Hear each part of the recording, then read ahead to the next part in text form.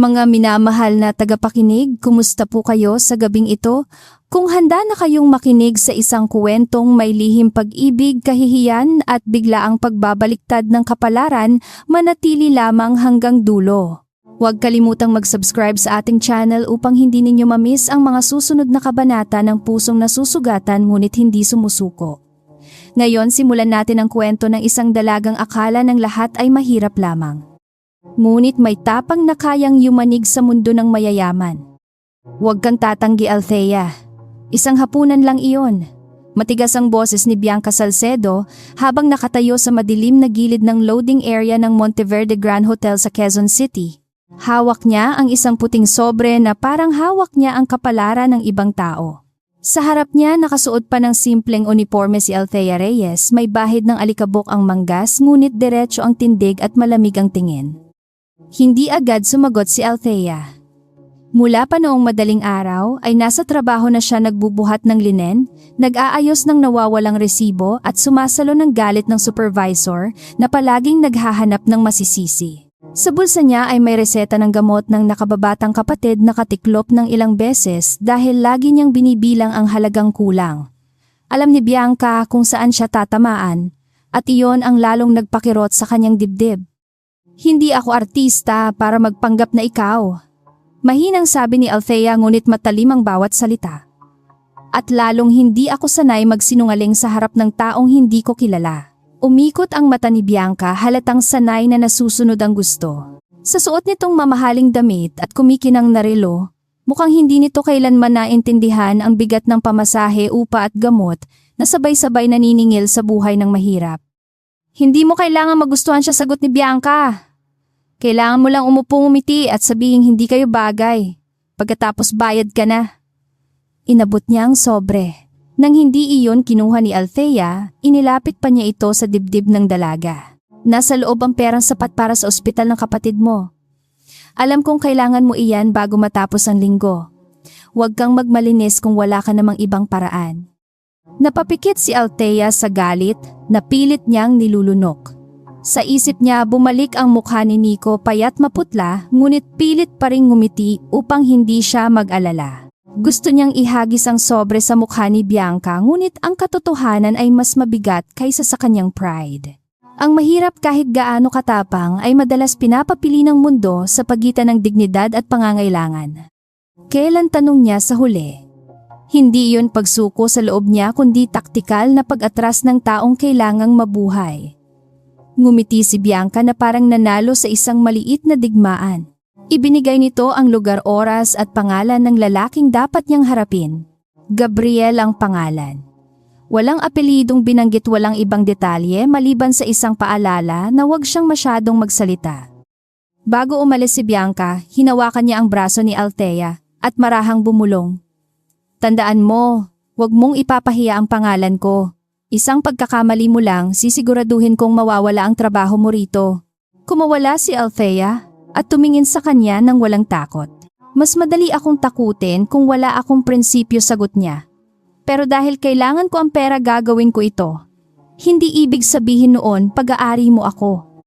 Kinagabihan nakatayo si Althea sa harap ng salamin sa maliit nilang inuupahang silid. Hiniram niya ang isang simpleng damit mula sa kapitbahay, kulay krema, maayos ngunit halatang hindi mamahalin. Inayos niya ang buhok sa likod ng tenga at sinubukang ngumiti na parang babaeng walang problema. Ngunit sa likod ng kanyang mga mata ay naroon ang pagod ng isang taong matagal nang lumalaban ng tahimik. Pagdating niya sa restaurant sa BGC, halos mapahinto siya sa kinang ng paligid. Salaming pader, malambot na ilaw, tahimik na musika at mga taong parang walang iniisip kundi kung anong alak ang babagay sa kanilang pagkain. Huminga siya ng malalim bago pumasok. Sa bawat hakbang niya, ramdam niya ang layo ng mundong iyon sa palengkeng dinaanan niya kaninang umaga kung saan tumawad pa siya sa gulay upang may maipakain kay Nico.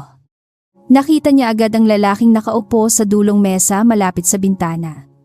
Nakaitim itong Amerikana, maayos ang bagsak ng buhok at tahimik ang aura na parang kahit hindi magsalita ay sumusunod ang paligid. Hindi siya ngumiti nang makita siya ngunit hindi rin siya nagpakita ng pagkainip. Sa halip pinagmasdan siya nito nang matagal, hindi tulad ng lalaking naghihintay sa isang kasintahan, kundi tulad ng taong nagbabasa ng kasinungalingan sa isang dokumento. Bianca Salcedo, tanong ng lalaki nang makalapit siya. Sandaling natuyo ang lalamunan ni Althea, ngunit umupo siya ng maingat. Oo, sagot niya, bagaman hindi niya nagawang sabihin iyon ng buong lakas. May bahagyang kislap sa mata ng lalaki, para bang narinig niya ang pagkabasag ng boses nito. Ako si Gabriel, sabi niya. Mukhang hindi ka komportable sa lugar na ito. O baka hindi ka lang komportable sa pangalan na gamit mo. Naramdaman ni Althea na nanlamig ang kanyang palad. Ngunit sa halip na mataranta, inayos niya ang pagkakaupo at sinalubong ang tingin nito. Hindi lahat ng hindi komportable ay nagsisinungaling, sagot niya. Minsan may mga taong hindi lang sanay sa sobrang tahimik na lugar, habang alam nilang may taong gutom sa bahay. Natigilan si Gabriel. Hindi iyon sagot ng babaeng sanay magpanggap na sosyal. Masyado iyong totoo, masyado ring matapang. Dumating ang waiter, dala ang menu. Halatang kinakabahan ito nang mabangga ng siko niya ang baso sa gilid ng mesa. Kumalat ang tubig sa puting mantel. Agad na namutla ang binata at paulit-ulit na humingi ng tawad. Sa kabilang mesa, isang matandang babaeng marangya ang pananamit ang sumigaw na parang sinira ang dangal ng buong restaurant. Hindi ba kayo marunong magtrabaho rito? Kaya hindi dapat pinapapasok ang mga walang breeding. Bago pa makapagsalita si Gabriel, tumayo na si Althea. Kinuha niya ang napkin at tinulungan ang waiter na punasan ng tubig. Aksidente lang po iyon, mahinahon niyang sabi sa babae. Kung may nasira, pwede namang ayusin. Hindi kailangang durugin ang pagkatao ng isang tao dahil lang sa natapon na tubig. Natahimik ang ilang mesa. Ang waiter ay napayuko, halatang napipigilan ng luha. Si Gabriel naman ay nanatiling nakatingin sa kanya, mas interesado kaysa kanina. Alam mo ba kung sino ako, mataray na tanong ng babae? Hindi umatras si Althea. Hindi po, sagot niya. Pero alam ko po na kahit sino kayo, hindi iyon dahilan para maliitin ang taong nagtatrabaho. Napatingin ang manager ng restaurant, ngunit bago pa ito makialam, tumayo si Gabriel at tahimik na inilapag ang kanyang card sa mesa. Ilagay ninyo sa bill ko ang anumang abala, sabi niya, at siguraduhin ninyong hindi parurusahan ng waiter. Nang bumalik si Althea sa upuan, ramdam niya ang kaba na unti-unting humahabol sa tapang. Ngayon lang niya naisip na maaaring mas lalong masira ang pakay niya. Ngunit si Gabriel ay hindi galit. Sa halip, may kakaibang lambot sa mukha nito. Kakaiba ka, sabi niya. Kung ikaw nga si Bianca Salcedo, malaki ang ipinagbago mo mula sa mga kuwento tungkol sa'yo. Kumirot ang dibdib ni Althea, ngunit hindi siya nagpahalata. Maraming kuwento tungkol sa mga tao ang malitugon niya. Lalo na kung galing sa mga taong sanay humusga mula sa taas. Bahagyang ngumiti si Gabriel. Tama ka riyan. Sandali silang natahimik habang inilapag ang pagkain. Hindi niya alam kung paano kumain ng ilang pagkaing nasa harap niya, kaya pinili niyang huwag ipakitang naguguluhan. Napansin niyo ni Gabriel, ngunit hindi siya pinahiya. Sa halip, inilapit nito ang simpleng putahe sa gitna. Mas masarap iyan, sabi niya. Hindi kailangang komplikado para maging mahalaga. Hindi inaasahan ni Althea ang ganoong pangungusap mula sa lalaking mukhang ipinanganak sa mundo ng mamahaling alak at pribadong elevator. May sandaling nakalimutan niyang misyon lang ito.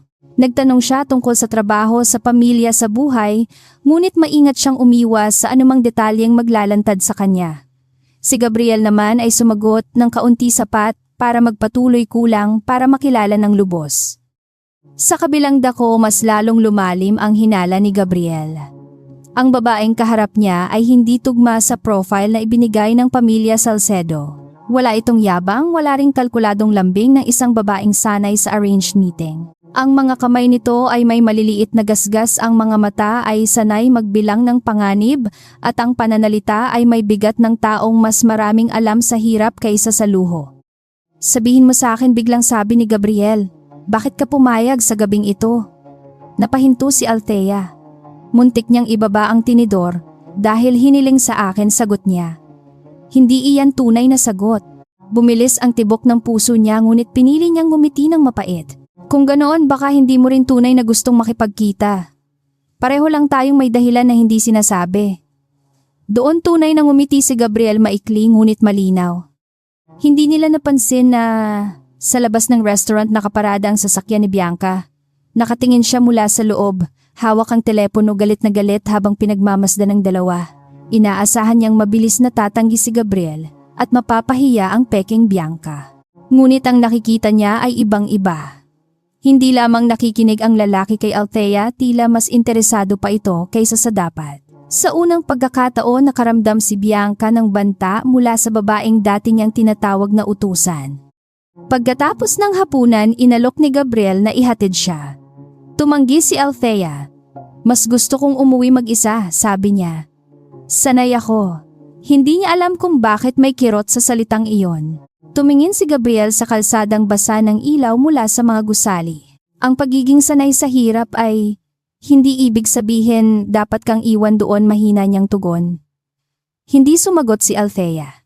Delikado ang ganoong kabaitan lalo na kung galing sa taong hindi niya kayang abutin. Bago siya makalayo, tinawag siya ni Gabriel. Bianca. Huminto siya ngunit hindi lumingon agad. Kung sakaling magkita tayong muli, gusto kong marinig ang pangalan na totoo. Para siyang tinamaan sa likod ng dibdib. Dahan-dahan siyang lumingon ngunit hindi na niya kayang magsinungaling ng buong buo. Kung magkita tayo muli, sabi niya, baka mas mabuting magkunwari kang hindi mo ako kilala. Pagkatapos ay naglakad siya palayo, dala ang sobre at ang bigat ng gabing hindi niya makalimutan. Kinabukasan, maaga siyang bumalik sa Monteverde Grand Hotel. Halos hindi siya nakatulog. Nabayaran niya ang paunang gamot ni Nico ngunit kapalit nito ay takot na baka anumang oras ay matuklasan ang ginawa niya. Sa employee entrance, binati siya ni Mang Lito, ang security guard na laging nagbibigay sa kanya ng libreng kape kapag sobra ang lamig ng umaga. Pilit siyang ngumiti bagaman sa loob niya ay parang may bagyong naghihintay sumabog. Sa housekeeping office, sinalubong siya ng matinis na boses ni Supervisor Marissa. Althea, bakit kulang ang inventory report kagabi? Lagi ka na lang may mali. Tahimik na kinuha ni Althea ang folder at itinuro ang pirma sa 3 pahina. Kompleto po iyon bago ko iniwan. May nagtanggal ng annex sheet. Kumunot ang noon ni Marissa, halatang nainis dahil hindi niya naitulak agad ang sisi. Ilang kasamahan ang palihim na napatingin, sanay na silang makita si Althea bilang pananggalang sa gulo. Habang inaayos niya ang mga dokumento, narinig niya ang bulungan mula sa hallway. May darating daw na mataas na opisyal mula sa main office. Biglaan ang inspeksyon. Nagkagulo ang mga supervisor, naglinis ang staff at ang mga dating naguutos ng pasigaw ay biglang naging mabait sa harap ng salamin. Hindi iyon bago kay Althea. Sa hotel, ang kabaitan ng may posisyon ay kadalasang nakadepende kung may nanonood. Inutusan siyang magdala ng karagdagang folders sa executive conference room. Pagbukas niya ng pinto sa pribadong elevator lobby, tumigil ang kanyang mundo. Naroon si Gabriel nakasuot ng maitim na suit, nakikipag-usap sa general manager, habang ang lahat ay nakayuko ng may paggalang. Hindi siya mukhang bisita. Hindi siya mukhang simpleng negosyanteng napilitang makipag-date. Mukha siyang taong pagmamay-ari ang hangin sa loob ng gusali. Nakita rin siya ni Gabriel. Isang saglit lang iyon ngunit sapat para maramdaman ni Althea na nabunyag ang lahat. Bumigat ang folder sa kanyang kamay. Nais niyang tumalikod ngunit huli na. Ang general manager ay nagsalita ng maingat, Sir Gabriel, narito po ang ilan sa staff mula sa operations. Sir Gabriel, paulit-ulit na umalingaw-ngaw iyon sa isip niya. Si Gabriel pala ang lihim na may-ari, ang tunay na amo ng lugar na pinapasukan niya. Lumapit si Gabriel ng dahan-dahan. Walang galit sa mukha niya, ngunit ang katahimikan niya ay mas nakakatakot kaysa sigaw. Tumigil siya sa harap ni Althea at tinignan ang nameplate sa kanyang uniforme. Althea Reyes. Sa wakas, alam na niya ang pangalan. Bahagyang gumalaw ang sulok ng labi niya. Magandang umaga, Miss Reyes, sabi niya malinaw at mababa ang tinig. Ramdam ni Althea ang pagtingin ng lahat at sa sandaling iyon alam niyang nagsimula na ang totoong kwento. Naramdaman ni Althea na ang simpleng pagbati ni Gabriel ay parang pintong biglang bumukas sa isang silid na matagal niyang iniiwasan. Ang mga mata ng mga supervisor, clerk at security staff ay sabay-sabay na dumikit sa kanya. Hindi nila alam ang nangyari sa restaurant kagabi, ngunit sapat na ang paraan ng pagkakabanggit ni Gabriel sa pangalan niya upang magdulot ng bulong. Sa mundong iyon, ang isang may-ari ay hindi basta bumabati sa hamak na empleyado. Miss Reyes, ikaw ba ang naghanda ng operations folder? Tanong ni Gabriel. Mahinahon ang boses niya ngunit nakatago sa likod noon ang isang pagsusuring halos maramdaman ni Althea sa balat. Humigpit ang hawak niya sa folder. Ako po ang nag-ayos ng huling inventory summary pero hindi po lahat ng dokumento ay galing sa akin. Napansin ni Gabriel ang eksaktong pagpili niya ng salita. Hindi siya agad umako, hindi rin basta nagturo. Iyon ang ugali ng taong sanay mabuhay sa pagitan ng panganib at katotohanan. Sumingit si Supervisor Marisa na may pilit ng ngiti. Sir Gabriel, masipag naman po si Althea kaya lang minsan ay may mga pagkukulang siya sa detalye. Kami na po ang bahalang magsaayos kung may mali sa folder. Sa tono nito ang papuri ay parang manipis na tela na itinakip sa kutsilyo. Alam iyon ni Althea at alam din ni Gabriel. Tiningnan niya si Marisa ng tahimik hanggang sa unti-unting namutla ang babae. Kung may mali sa folder, gusto kong malaman kung sino ang huling humawak, sabi ni Gabriel. Hindi kung sino ang pinakamadaling sisihin. Natahimik ang buong hallway. Ilang staff ang nag-iwas ng tingin hindi dahil walang alam kundi dahil matagal na silang natutong mas ligtas ang manahimik. Si Althea lamang ang nanatiling nakatingin sa folder, pilit pinipigil ang pagnanais na magsalita. May mga laban na hindi panalo ang taong walang kakampi. Pinapasok sila sa conference room. Malamig ang hangin, makintab ang mesa at napakalayo ng pakiramdam sa storage room kung saan madalas kumain ng baon si Althea habang nakaupo sa kahon. Sa dulo ng silid nakatayo si Gabriel habang binubuklat ang mga papeles. Ang general manager ay nakangiting may kaba samantalang si Marisa ay nakaupo ng tuwid tulad ng estudyanteng may inihandang dahilan bago patanungin. May nawawalang annex sa payroll adjustment, sabi ni Gabriel matapos ang ilang minuto. May pangalan ng mga empleyadong nabawasan ng sahod dahil umano sa penalties. Gusto kong makita ang original log. Napatigil si Althea. Alam niya ang log na iyon. Ilang beses na niyang nakita ang pangalan ng kasamahan niyang si Liza na nabawasan ng sweldo dahil sa tardiness kahit nasa clinic ito noong araw na iyon dahil nahimatay sa trabaho. Sir, baka nasa HR archive po. Mabilis na sagot ni Marisa. Matagal po ang retrieval noon. Bago pa makapagsalita ang general manager, tahimik na inangat ni Althea ang kamay. Halos lahat ay napalingon sa kanya. May digital copy po sa back office scanner. Kapag hindi pa nabubura, makikita po ang timestamp at kung sino ang nag-upload. Nang matapos siyang magsalita, saka lamang niya naisip na maaaring masyado siyang maraming alam para sa isang mababang empleyado. Tumitig si Gabriel sa kanya ng mas matagal. Hindi iyon tingin ng lalaking natuklasan ng isang kasinungalingan lamang. Iyon ay tingin ng taong nakakita ng posibleng sagot sa tanong na matagal na niyang dala. Kunin mo utos niya, ikaw mismo ang magdala sa akin. Nagsalubong ang kilay ni Marisa. Sir, mas mainam po siguro kung ako na ang kukuha. Hindi siya nilingon ni Gabriel. Sinabi ko na kung sino ang kukuha. Lumabas si Althea habang kabado ang dibdib. Sa hallway narinig niya ang mahihinang bulong. May nagsabing baka may kilala siya sa taas. May nagsabing baka napahamak siya. May nagsabi ring huwag makialam dahil ang mga taong mahirap ay laging unang nadudurog kapag bumagsak ang pader. Ngunit sa loob ni Althea may ibang boses na gumigising. Kung may mali, bakit kailangang siya ang laging manahimik? Sa back office, mabilis niyang binuksan ang lumang computer. Mabagal ang sistema ngunit alam niya ang mga liko nito dahil siya ang madalas utusan kapag may nasisirang file. Habang naghahanap, nakita niya ang ilang scan na may kakaibang pangalan ng folder. Payroll Correction Staff Penalty Emergency Deduction. Pare-pareho ang upload user ngunit hindi iyon pangalan ng ordinaryong clerk. Nakalagay doon ang code ng opisina ni Victor Salcedo. Hindi niya kilala ng personal si Victor ngunit kilala niya ang takot na dala ng pangalan nito. Siya ang regional executive na bihirang bumaba sa staff area ngunit bawat memo niya ay parang bagyong sumisira sa sahod schedule at pag-asa ng empleyado. Kapag may nagreklamo, biglang nawawala sa roster. Kapag may nagtanong, napapalitan ng mas desperadong aplikante. Sa hotel ang pangalan ni Victor ay hindi sinisigaw. Ibinubulong ito.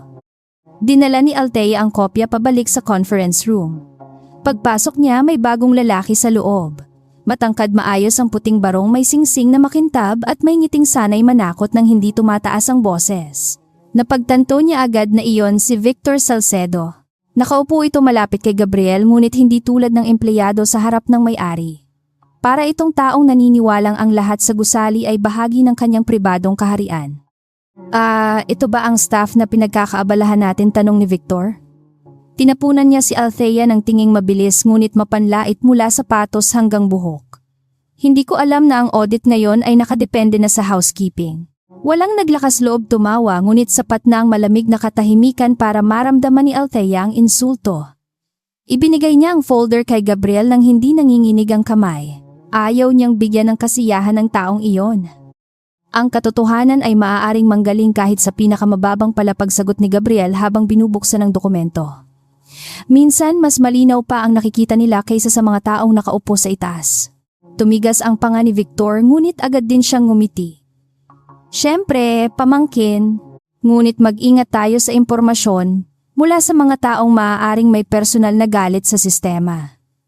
Alam mo naman maraming empleyado ang reklamador kapag pinapagalitan. Narinig ni Althea ang salitang pamangkin at doon niya naunawaan ang bigat ng larong pinasukan niya. Hindi lang simpleng opisina ito. Pamilya, pera, kapangyarihan at lihim ang magkakahalo sa mesa. Tiningnan niya si Gabriel ngunit hindi nito ipinakita kung nasaktan o nainis siya sa tono ni Victor.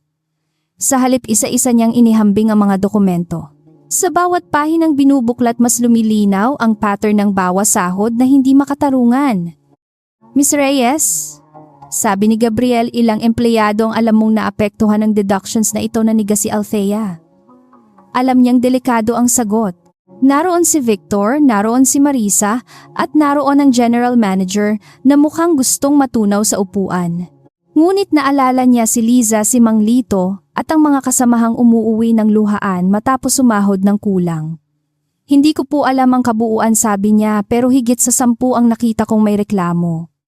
Sinungaling malamig na sabi ni Marisa. Wala kang autoridad na tingnan ang payroll.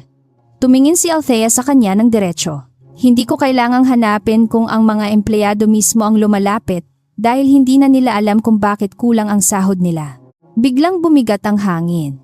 Sa unang pagkakataon, hindi na siya simpleng staff na pinapagalitan. Isa na siyang saksi. At ang pagiging saksi sa lugar na pinamumunuan ng tiwali ay laging may kapalit. Tumayo si Victor at inayos ang manggas. Gabriel, sa palagay ko hindi makabubuti na palakihin ang simpleng administrative confusion. May board visit tayo sa susunod na linggo.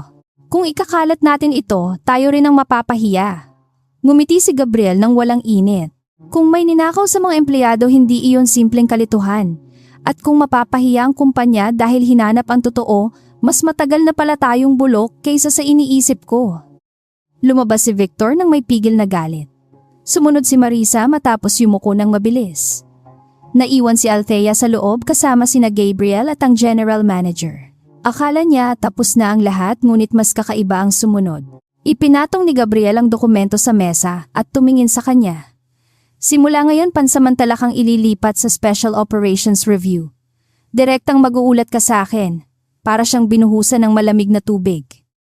Sir, hindi po ako qualified, mabilis niyang sabi. Hindi takot sa trabaho ang dahilan kundi takot sa mata ng mga taong kakalabanin niya.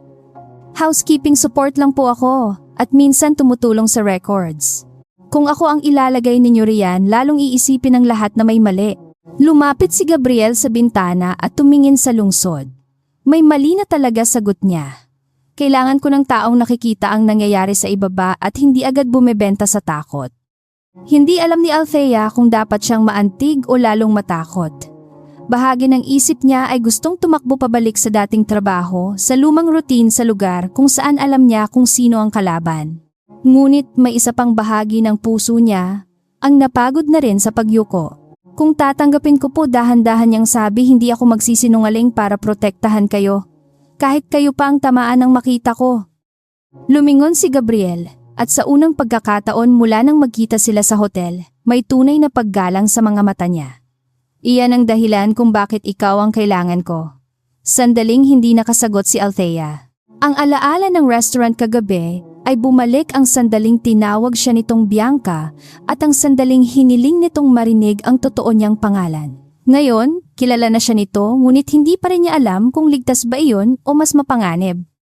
Pagkatapos ng pulong dinala siya sa maliit na opisina malapit sa executive records room. Hindi malaki ngunit may sariling mesa computer at access badge na pansamantala para sa iba maliit iyon. Para kay Althea parang biglang inilagay ang mahirap na batang babae sa entabladong maraming matang naghihintay na madapa siya. Habang tinitingnan niya ang bagong badge naisip niya si Bianca. Kapag nalaman itong hindi nasira ang lahat, kundi lalo pang lumapit si Gabriel. Siguradong may susunod na gulo. Tama ang kutob niya. Sa kabilang bahagi ng lungsod hawak ni Bianca ang telepono habang nakikinig sa balita mula sa isang kaibigan sa hotel.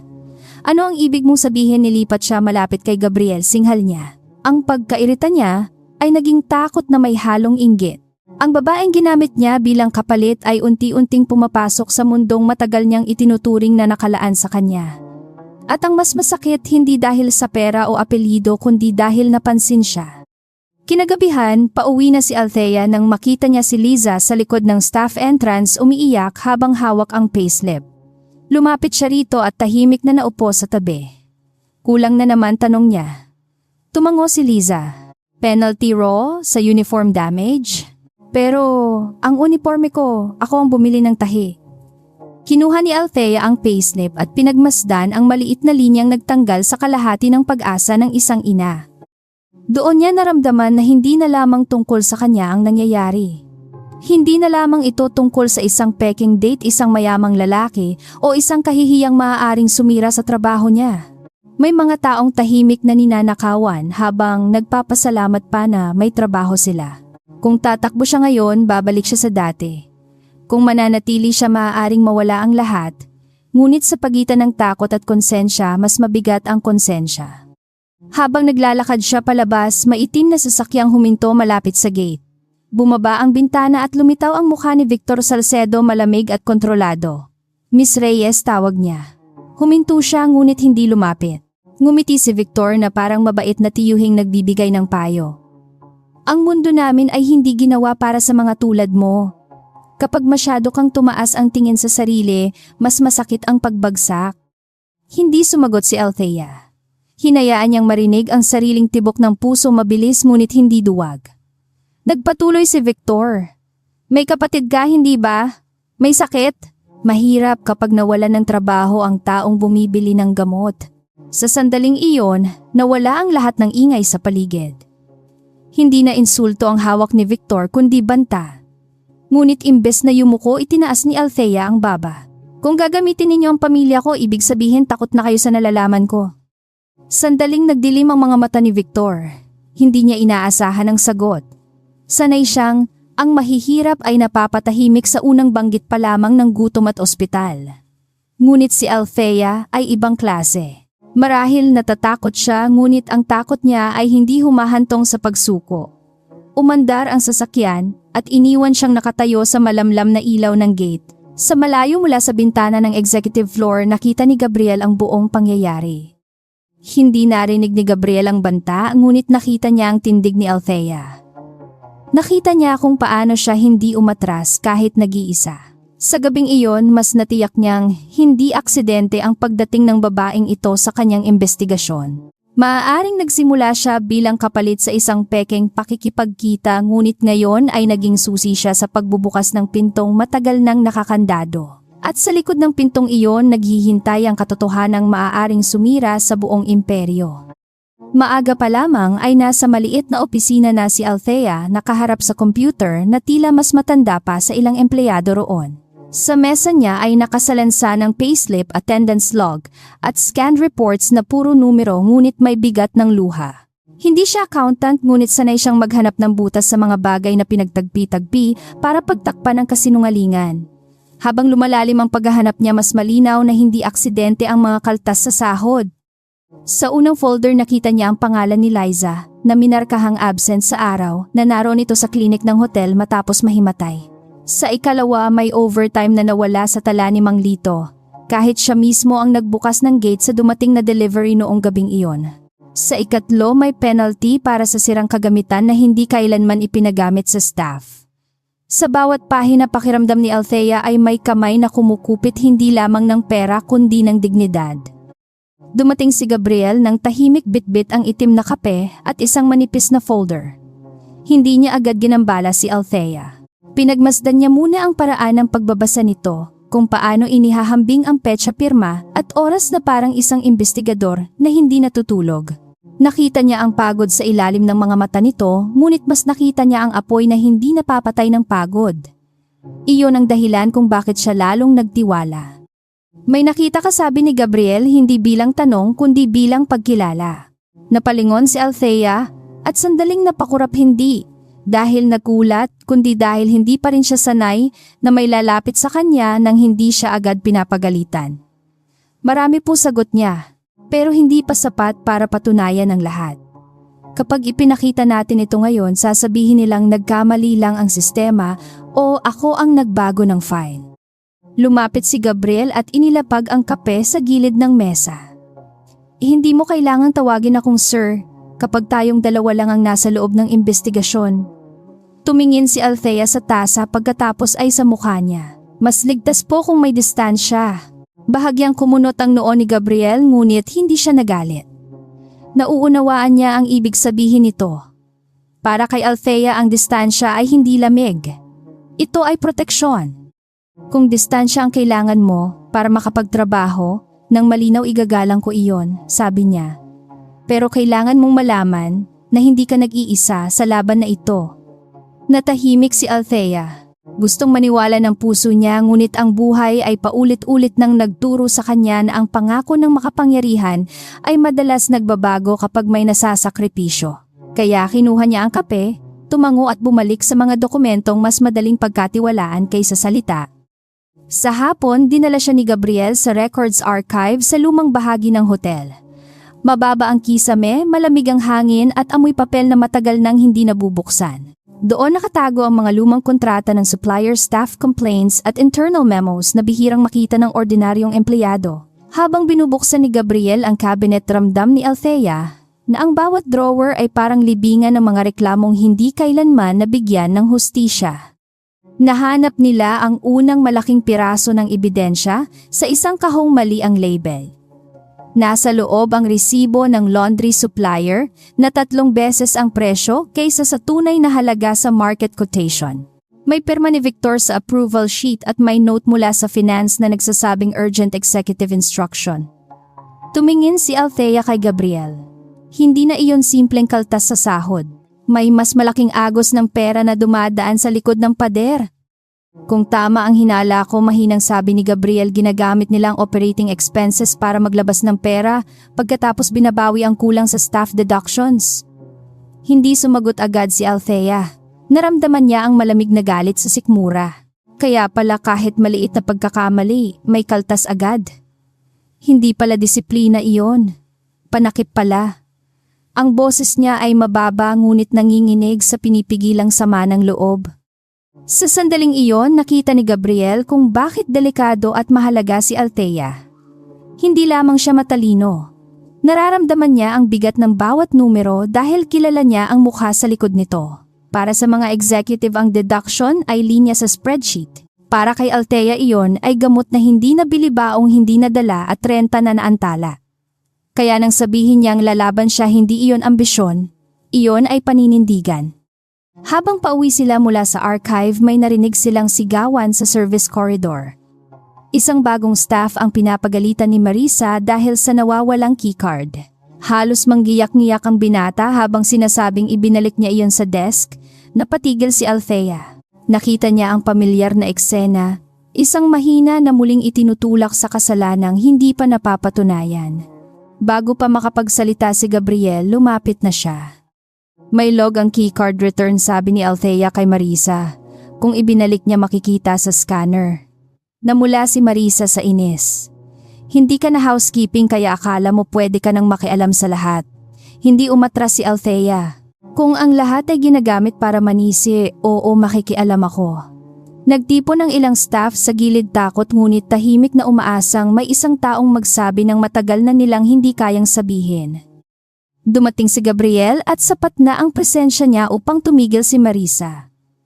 I-check ang scanner, utos niya. Wala nang nakapalag. Ilang minuto lang lumabas na naibalik nga ng binata ang keycard, ngunit may ibang gumamit matapos noon. Namutla si Marisa at ang bagong staff ay halos mapaiyak sa ginhawa. Hindi nagdiwang si Althea. Alam niyang maliit lang iyon. Ngunit sa mga taong matagal nang pinapahiya ang maliit na hustisya ay parang unang hinga matapos malunod. Kinagabihan, kumalat sa employee quarters ang kwento. May nagsabing matapang si Althea, may nagsabing delikado siyang lapitan, at may nagsabing siguradong may espesyal na relasyon sila ni Gabriel. Ang huling bulong ang pinakamabilis kumalat dahil sa mundong sanay sa bahid ng intriga, mas madaling paniwalaan ng chismis kaysa kakayahan ng isang mahirap na babae. Nakarating iyon kay Bianca bago pa sumapit ang gabi, at doon nagsimulang magdilim ang kanyang plano. Nasa marangyang silid si Bianca nakaharap sa salamin, habang kausap ang kaibigang may access sa social circle ng hotel investors. Hindi siya mabuti mariing sabi niya. Nagpanggap siyang ako para makalapit kay Gabriel. Pagkatapos ngayon ay ginagamit niya ang drama ng pagiging mahirap para maawa ang lahat. Sa kabilang linya may tumawa. Ngunit hindi tumawa si Bianca. Para sa kanya, hindi na biro ang nangyayari. Si Althea ay hindi lamang kapalit. Siya ay banta sa imaheng matagal niyang binuo. Ilang oras matapos iyon lumabas ang unang anonymous post sa isang private staff group. Walang pangalan ngunit malinaw ang patama. May babaeng empleyado raw na nagpanggap na mayaman sa isang date pagkatapos ay biglang na-promote dahil napaikot ang boss. May sumunod pang post mas malupit nagsasabing ginagamit niya ang sakit ng kapatid para manghingi ng awa at pabor. Nang mabasa iyon ni Althea kinabukasan hindi siya umiyak. Mas masakit iyon kaysa luha. Dinala niya ang telepono sa maliit na pantry at pinatay ang screen.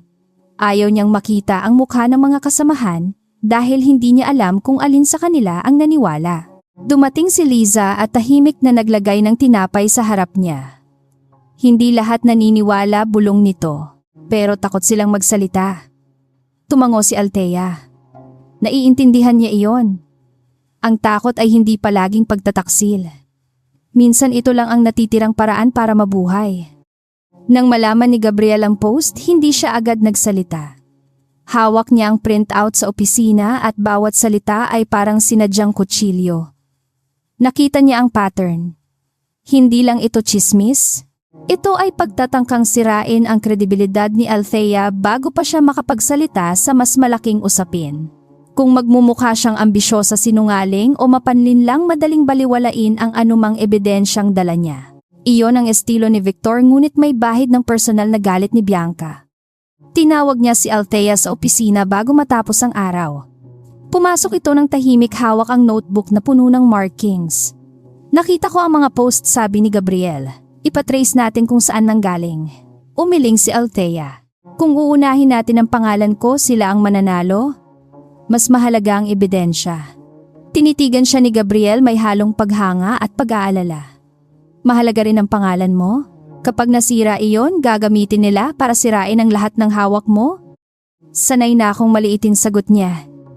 Pero hindi ako sanay na may ibang taong masisira dahil pinili kong ipagtanggol ang sarili ko. Ang tahimik na lakas sa boses niya ay tumama kay Gabriel sa paraang hindi niya inaasahan. Sa paligid niya, maraming taong ipinagtatanggol ang sariling pangalan habang tinatapakan ng iba. Si Althea ang kabaligtaran, kaya lalo siyang natakot para sa kanya. Ang taong mabuti sa loob ng maruming sistema ay laging unang tinatarget. Lumapit siya sa mesa at inilabas ang isang maliit na envelope. Ito ang kopya ng hospital billing ng kapatid mo. Hindi ko ito kinuha para gamitin laban sa'yo. Pinahanap ko dahil may nagtanong tungkol dito sa Admin Benefits Office. Naniga si Althea. Sino alam na niya ang sagot bago pa magsalita si Gabriel? May taong konektado kay Victor. Pumikit si Althea. Ang banta sa gate ay hindi pala salita lamang. Nagsimula na silang gumalaw. Hindi ko kailangan ng awa, sabi niya pilit pinatatag ang boses. Alam ko tugon ni Gabriel. Hindi awa ang inaalok ko. Proteksyon. Biglang tumalim ang tingin ni Althea. Proteksyon na may kapalit. Napahinga ng malalim si Gabriel. Naiintindihan niya ang hinala at masakit man alam niyang may karapatan ito, walang kapalit. Ngunit may hangganan ng tapang kapag pamilya na ang tinatamaan. Hindi kita uutusan. Sasamahan lang kita kung papayag ka. Sa unang pagkakataon, bumigay ang kaunting pader sa loob ni Althea. Hindi dahil sa pera, hindi dahil sa kapangyarihan, kundi dahil hindi siya pinilit. Mula pagkabata, lagi siyang tinutulak ng pangangailangan ng amo ng utang ng takot. Ngayon may taong may kakayahang utusan siya, ngunit pinili munang humingi ng pahintulot.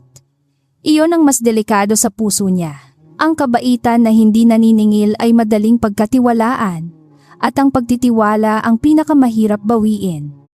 Kinabukasan, nagpatuloy sila sa investigasyon.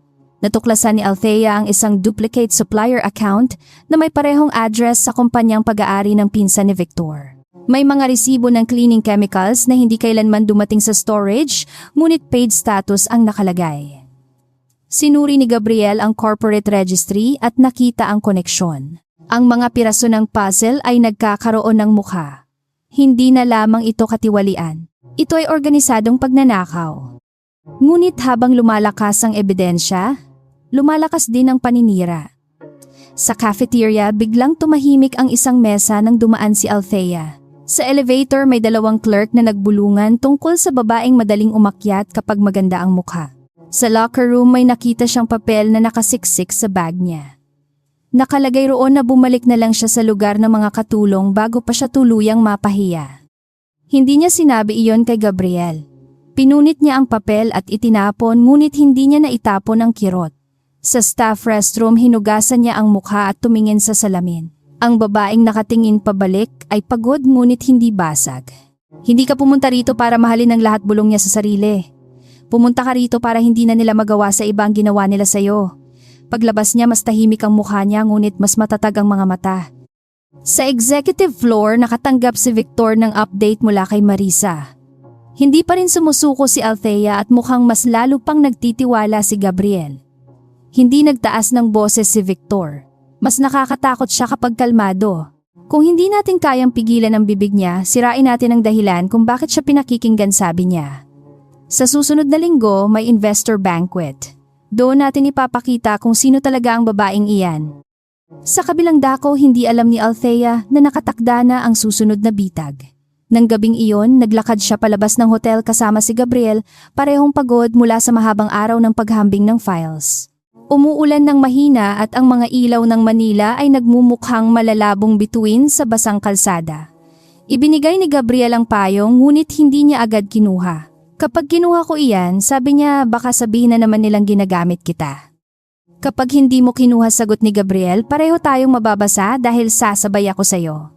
Napatingin siya rito at sa kabila ng bigat ng araw, muntik siyang ngumiti. Kinuha niya ang payong ngunit hinawakan ito sa gitna upang pareho silang masilungan. Tahimik silang naglakad. Walang pangako, walang pag-amin, ngunit sa pagitan ng patak ng ulan at liwanag ng kalsada may damdaming tahimik na nagsimulang lumago. Sa malayo may kumuha ng litrato mula sa loob ng nakaparadang sasakyan. Hindi nila napansin ang lens na nakatutok sa kanila, ni ang mensaheng ipinadala ilang segundo matapos iyon. Para kay Bianca, sapat na ang larawang iyon upang gawing kwento ang kasinungalingan. Para kay Victor, sapat na iyon upang gawing armas ang kahinaan ng puso. At para kay Althea, ang simpleng sandali sa ilalim ng payong ay malapit nang maging simula ng pinakamalaking kahihiyan sa buhay niya. Nagsimula ang araw ng banquet sa kakaibang katahimikan. Sa Monteverde Grand Hotel, ang bawat sulok ay pinakintab, bawat bulaklak ay inayos at bawat empleyado ay inutusang ngumiti na parang walang bahid ng takot ang loob. Para sa mga bisita, iyon ay gabi ng karangyaan at bagong pamumuhunan. Para kay Althea, iyon ay gabi ng mas maraming matang naghihintay na magkamali siya. Maagang ipinatawag ni Gabriel si Althea sa temporary office. Nasa mesa niya ang listahan ng suppliers' guest flow at security assignments para sa investor banquet. Hindi na lamang siya tagabasa ng lumang papeles. Ngayon siya ang tumutulong maghanap ng butas sa sistemang matagal nang ginagamit ni Victor. Ngunit habang tinitingnan niya ang mga dokumento, may hindi mapakaling kaba sa sikmura niya, parang may matang nakatutok sa likod niya. May kakaiba sa assignments, sabi ni Althea habang itinuro ang schedule. Bakit pinalitan ng 2 staff sa service corridor 1 oras bago ang program? Sila ang may access sa private holding room. Lumapit si Gabriel at sinilip ang papel. Kumunot ang noo niya nang makita ang pirma sa ilalim ng pagbabago. Hindi iyon galing sa operations. Galing iyon sa opisina ni Victor, ngunit nilusot sa pangalan ng assistant manager. Hindi ito dumaan sa akin, mababang sabi ni Gabriel. At hindi rin dapat may access si Victor sa room na iyon ngayong gabi. Tumango si Althea, ngunit hindi niya inalis ang tingin sa listahan. Kung may gustong magtago o magpasok ng kahit ano, doon nila gagawin. Maraming tao, maraming ingay, maraming dahilan para mawala ang ebidensya. Sa sandaling iyon, alam nilang pareho na ang banquet ay hindi lamang isang social event. Isa itong larangan. Sa kabilang bahagi ng hotel, nakaupo si Victor sa pribadong lounge kasama si Bianca. Nakasuot si Bianca ng eleganteng damit, ngunit hindi maitago ng kinis ng tela ang pait sa mukha niya. Sa mesa ay may tablet na nagpapakita ng larawang magkasama sina Gabriel at Althea sa ilalim ng payong. Paulit-ulit niyang tinitingnan iyon, hindi dahil kailangan pa ng patunay, kundi dahil gusto niyang painitin ang sariling inggit hanggang maging tapang.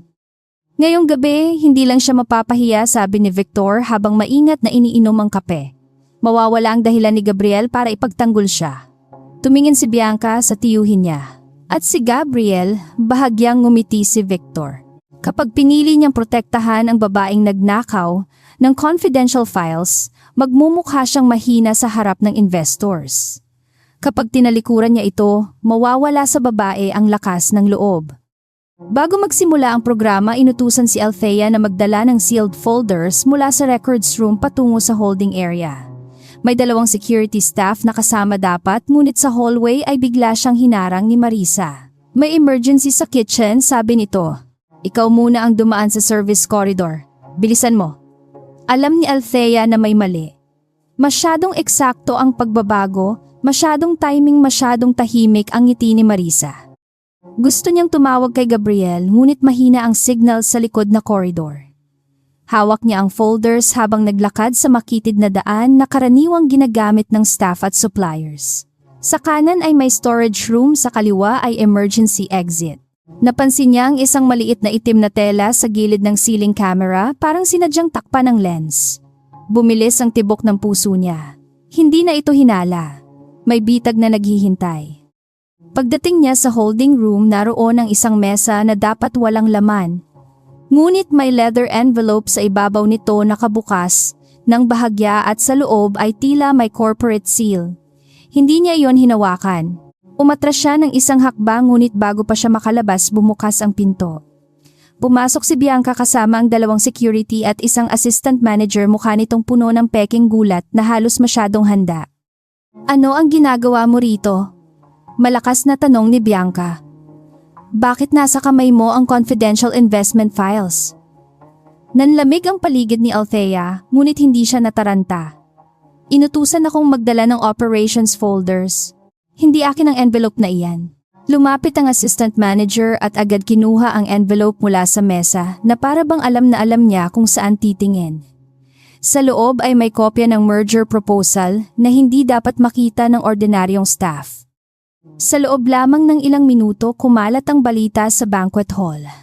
Ang musika ay nagpatuloy, ngunit ang mga bulong ay lumakas. Isang empleyadong mahirap na biglang napalapit kay Gabriel na huling may hawak na sensitibong dokumento.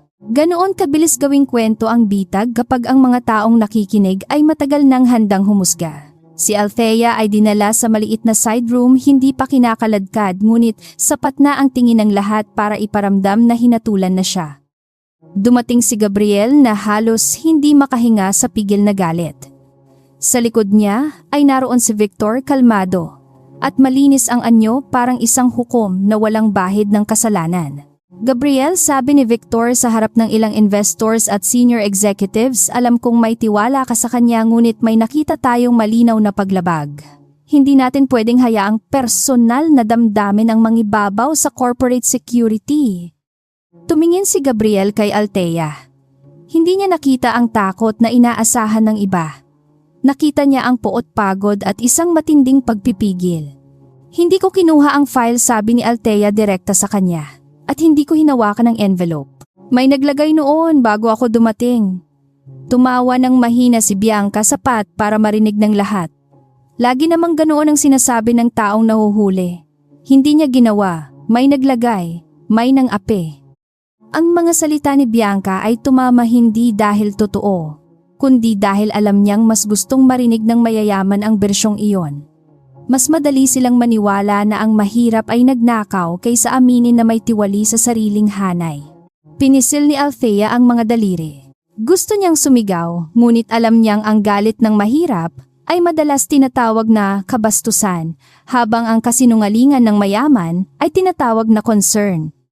May camera sa service corridor, sabi ni Althea. Tingnan ninyo ang footage. Nagpalitan ng tingin ang assistant manager at Marisa. Si Victor naman ay bahagyang yumuko parang nalulungkot.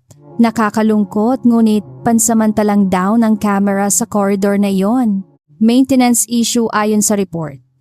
Doon nalaman ni Althea na pinaghandaan talaga nila ang lahat. Ang camera na nakita niyang tinakpan ay hindi lamang aksidente. Parte iyon ng disenyo. Isang matandang board advisor ang lumapit kay Gabriel at bumulong, ngunit sapat ang lakas para marinig ni Althea. For the sake of the company, distance yourself. Suspend her quietly. Investigate later. Hindi kumibo si Gabriel. Ngunit nakita ni Althea ang bigat sa mukha niya. Ito ang sandaling gustong likhain ni Victor. Kapag ipinagtanggol siya ni Gabriel, mapipilitan itong ipaliwanag ang lahat sa harap ng investors. Kapag tumahimik siya, mamamatay ang tiwala ni Althea. Sa halip na magmakaawa, itinaas ni Althea ang ulo. Kung kailangan ninyo akong suspendihin habang iniimbestigahan, gawin ninyo. Pero ilagay ninyo sa report na hiniling kong suriin ang lahat ng access logs, keycard records at backup camera sa kabilang dulo ng hallway. Napatingin si Victor sa kanya ng mas matalim. Hindi niya inaasahang sa gitna ng kahihiyan ay mag-iisip pa rin ito ng proseso. Akala niya tulad ng iba masisira ito sa takot. Backup camera, tanong ni Gabriel. Nilingon siya ni Althea. May maliit na camera sa gilid ng linen passage. Hindi iyon official security camera. Ginagamit iyon ng housekeeping para bantayan ang nawawalang supplies. Hindi siguro nila alam na gumagana pa. Sandaling natahimik ang silid. Sa unang pagkakataon may bitak ang mukha ni Victor. Maliit lamang, halos hindi mapapansin, ngunit nakita iyon ni Gabriel. At sa bitak na iyon muling pumasok ang pag-asa. Bago pa makapagsalita si Gabriel, pumagitna si Victor. Hindi natin gagawing palabas ang gabing ito dahil sa haka-haka ng isang staff. Ngumiti siya sa investors, ngunit may babala sa mata. I suggest we continue the banquet and let internal security handle this. Sumang-ayon ng ilang executives, mas takot sa skandal kaysa sa maling paratang. Si Althea ay pansamantalang dinala sa staff waiting room habang ang palabas ng karangyaan ay nagpatuloy sa labas. Sa waiting room, umupo si Althea sa isang bakal na upuan. Tahimik ang paligid maliban sa mahinang tunog ng aircon at malayong palakpakan mula sa banquet hall. Sa unang pagkakataon ngayong gabi, nanghina ang tuhod niya. Hindi dahil hindi siya lumaban, kundi dahil pagod na siyang patunayan na hindi siya masama. Sa mundo ng mga tulad niya, ang kabutihan ay hindi sapat. Kailangan pa itong may resibo, saksi, at pahintulot ng makapangyarihan. Bumukas ang pinto at pumasok si Gabriel. Wala na sa mukha niya ang public mask ng isang executive. Naroon ang galit, pag-aalala at pagkakasalang hindi niya kayang itago. Hindi kita tatalikuran, sabi niya agad. Hindi gumalaw si Althea. Hindi iyon ang tanong. Lumapit siya ng dahan-dahan. Ano ang tanong? Tumingin siya sa kanya at ang mga mata niyang pagod ay mas mabigat kaysa anumang sigaw. Kaya mo ba akong paniwalaan kahit lahat sila ay gustong magmukha akong sinungaling? Hindi agad nakasagot si Gabriel, hindi dahil nagduda siya, kundi dahil alam niyang kulang ang simpleng oo. Ang pagtitiwala ay hindi deklarasyon sa tahimik na silid. Dapat itong patunayan sa harap ng mga taong may kapangyarihang manira. Oo, sabi niya sa wakas. At hindi lang kita paniniwalaan. Hahanapin ko ang ebidensya na magpapatahimik sa kanila. Napatingin si Althea. Lumabas sila sa waiting room sa pamamagitan ng service stairwell. Hindi maaaring gamitin ni Gabriel ang pangunahing hallway dahil siguradong may magbabantay. Sa bawat hakbang pababa, Naririnig nila ang muffled na musika mula sa banquet hall, parang paalala na sa itaas ay patuloy ang kasiyahan habang sa ilalim ay hinahabol ang katotohanan. Itinuro ni Althea ang daan patungo sa lumang linen passage. Alam niya ang liko ang sirang ilaw at ang pinto na hindi ganap na nagsasara. Pagdating nila sa maliit na monitoring cabinet, nakita nilang nakabukas na ito. Wala na ang lumang recorder. Tumingin si Gabriel sa sahig at nakita ang sariwang marka ng sapatos. Ngunit hindi nawala ng pag-asa si Althea. Lumuhod siya at sinilip ang ilalim ng shelf. Hindi nila alam bulong niya. May duplicate memory card dito. Si Mang Lito ang nagtago nito noong may nawawalang gamit dati. Inabot niya ang maliit na plastic case na nakadikit sa likod ng kahoy. Hindi pa man sila nakakahinga, nang maluwag may narinig silang yabag mula sa koridor. Itinago ni Gabriel si Althea sa likod ng rack, ngunit huli na para umalis. Pumasok ang isang security staff na hindi nila kilala, hawak ang telepono at may kausap. Nakuha na ang recorder, sir. Pero may hinahanap pa yata sila. Nanigas si Althea. Sa kabilang linya narinig ang malamig na boses ni Victor. Siguraduhin mong walang matitirang kopya. Hinintay nilang makaalis ang lalaki bago gumalaw. Hawak ni Althea ang duplicate card na parang hawak niya ang sariling buhay. Ngunit alam nilang hindi pa ito tagumpay. Kailangan pa nilang mabuksan ang file, mapatunayan ang oras, at maipakita ito bago tuluyang kontrolin ni Victor ang narrative. Sa dulo ng hallway biglang umilaw ang telepono ni Gabriel. Mensahe mula sa board advisor. Immediate decision required. Suspend Althea Reyes before closing remarks. Tiningnan ni Gabriel si Althea. Sa mukha nito ay walang luha, ngunit may tanong na hindi kailangang sabihin. Pipili ba siya ng ligtas na posisyon o ng babaeng ginagamit ngayon bilang sakripisyo ng katiwalian? Huminga siya ng malalim at isinara ang telepono. Hindi. Isang salita lang ngunit sapat para magbago ang takbo ng gabi. Pagkatapos ay kinuha niya ang memory card at sinabi, babalik tayo sa hall. Hindi bilang akusado, bilang may hawak ng katotohanan. Ngunit bago sila makalabas tumunog ang alarm ng staff corridor. May nag-trigger ng restricted access breach. Sa mga speaker umalingaw-ngaw ang automated warning at mula sa magkabilang dulo ng daan ay narinig nila ang mabilis na yabag ng security. Napatingin si Althea kay Gabriel at sa unang pagkakataon, pareho nilang naunawaan na ang bitag ay may ikalawang pinto. Hindi sapat na makuha ang ebidensya. Kailangan nilang makalabas bago sila tuluyang maikulong sa kasalanang ginawa ng iba. Umalingaw-ngaw ang alarm sa makitid na corridor na parang sigaw ng buong gusali. Hindi na sila pwedeng bumalik sa dinaanan at hindi rin ligtas ang pangunahing pinto. Hinawakan ni Gabriel ang braso ni Althea ngunit hindi niya ito hinila na parang mahina. Isang mabilis na tingin lamang ang ibinigay niya, sapat para itanong kung may alam siyang ibang daan. Tumango si Althea at itinuro ang lumang service hatch sa likod ng nakatambak na linen cart. Doon dumadaan ang maintenance kapag sira ang elevator shaft, bulong ni Althea. Makitid pero lalabas tayo malapit sa basement laundry. Walang oras para magduda. Tinulak ni Gabriel ang mabigat na cart habang si Althea ang nagbukas ng panel gamit ang maliit na metal clip mula sa kanyang badge lace. Kahit nanginginig ang kamay niya, mabilis pa rin ang kilos. Sa ganitong sandali nakita ni Gabriel na ang talino niya ay hindi pang opisina lang. Talino iyon ng taong sanay mabuhay sa panganib. Pumasok sila sa makitid na daan habang sa labas ay lumalakas ang yabag ng security. Amoy alikabok, init ng makina at lumang bakal ang loob. Yumuko si Gabriel upang magkasya, samantalang si Althea ay gumapang ng mabilis, hawak ang maliit na memory card na parang apoy na maaaring pumatay o magligtas. Sa likod nila may kumatok sa metal panel. May boses na sumigaw na buksan ang service access. Hindi sila huminto. Paglabas nila sa basement laundry, sinalubong sila ng ingay ng washing machines at singaw ng mainit na tubig. Ilang staff ang napalingon ngunit mabilis na yumuko nang makita si Gabriel. Si Mang Lito ang unang lumapit, hawak ang lumang flashlight. Miss Althea, sir, dito kayo? Sabi niya halatang kabado ngunit buo ang loob. Hindi na nagtanong si Althea kung bakit siya naroon. Alam niyang may mga taong matagal ng tahimik ngunit hindi ibig sabihin ay wala silang panik. Dinala sila ni Mang Lito sa maliit na locker area sa likod ng laundry. Narinig ko sa radio na hinahanap kayo. Sabi nila may breach daw kayo. Napangiti si Althea ng mapait. Kapag naghahanap ka ng ebidensya laban sa magnanakaw, ikaw pa ang nagiging kriminal. Kinuha ni Gabriel ang memory card at inabot kay Mang Lito. Kailangan namin itong mabasa bago nila malak ang system. Tumango ang guard.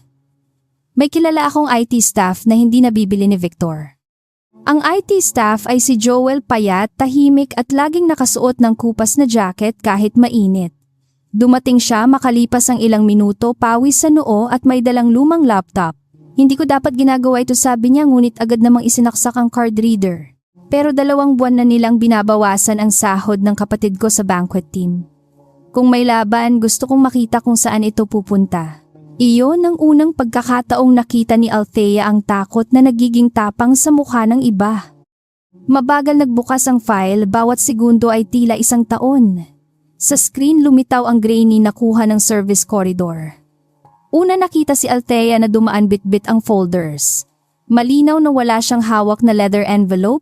Ilang minuto bago siya dumating, may lalaking naka-security uniform ang pumasok sa holding room, dala ang envelope. Kasunod nito lumitaw si Marisa sa gilid ng frame, tumitingin sa paligid bago isara ang pinto.